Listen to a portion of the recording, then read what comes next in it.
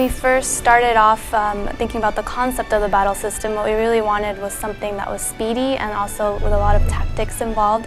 And from the very start, we already had the paradigm system in mind of giving characters different roles and having different formations of those roles present in the game.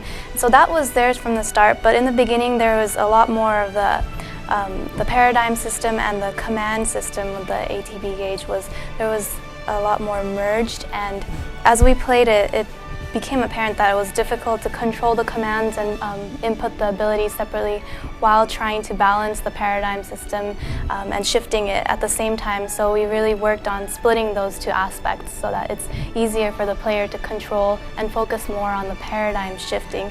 And so for the commands as well, we implemented systems like the auto battle so that players can concentrate more on the paradigm system.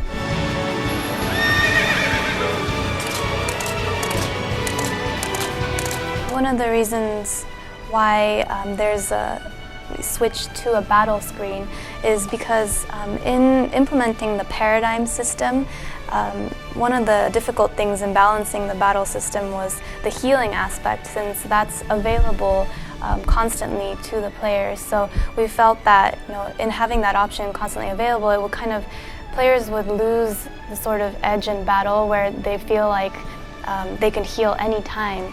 So in order to kind of add the challenging side to the battle, we decided to implement this time limit system to the battles. And so in order to portray that limitation, the time limiting, and really confine the battle experience into the battle itself, if that makes sense, switching to the battle screen was essential to really create that in-battle feel.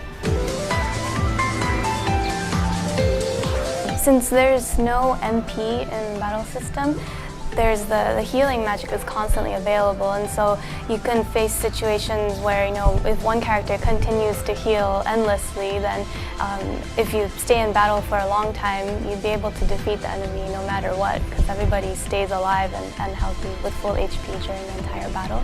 So in order to keep the challenge alive during battles, they implemented the time limit, and thus the switch to the battle screen was essential.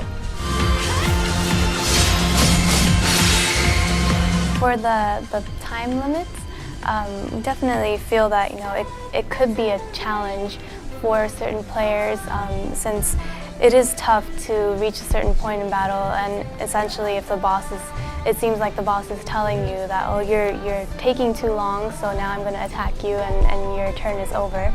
But I feel that in these battles, it's actually possible to prolong them to a point where you're fighting for 45 minutes, an hour, depending on the type of, formation that you choose or your strategy.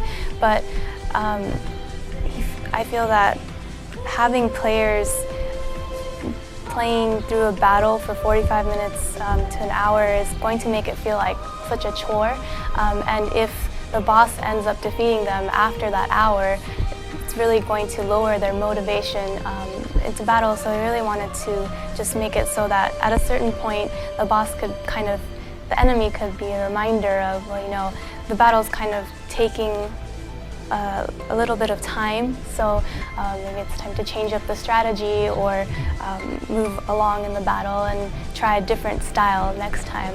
So that's one of the reasons why the battle system ended up the way it is right now.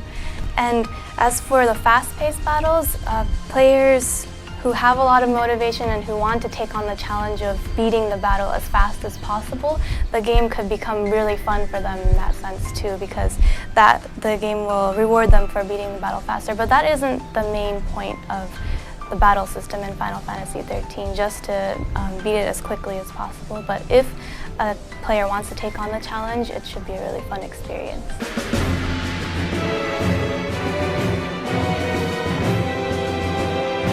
When we first started testing the battle system, we felt that having the ability to control all three characters interchangeably, as well as having to shift through the paradigms, was really a major task, and it would be too much for players to really take in. It was too much for the developers when testing it. So that's one of the reasons why we decided that having one main controllable character during battle would be ideal. And also, since this is a role-playing game, we really wanted to emphasize unity between the player and that main character. So being able to switch between different characters interchangeably will kind of lessen that tie between the player and the character. And this is the reason why when the main controlled character dies in battle, then it becomes game over for the entire party as well. So that kind of strengthens the tie. And as far as why there isn't too much of a micromanaging like in the Gambit system for Final Fantasy XII, we really wanted to emphasize the strategic element. There was a certain level of strategy that we wanted to achieve in the battle system for Final Fantasy XIII, and plus, in order to implement more action-like, fast-paced movements during battle, we felt that the current balance and the current system was the best.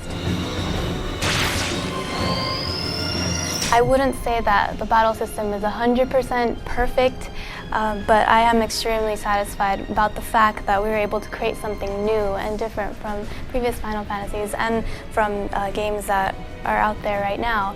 And for players, I feel that if they could play this and really realize that if they just put a little bit of thought into their strategy or the way they're fighting the battle, things could really turn out differently depending on how they play. So just putting that extra thought into gameplay is something that I really want players to experience and enjoy.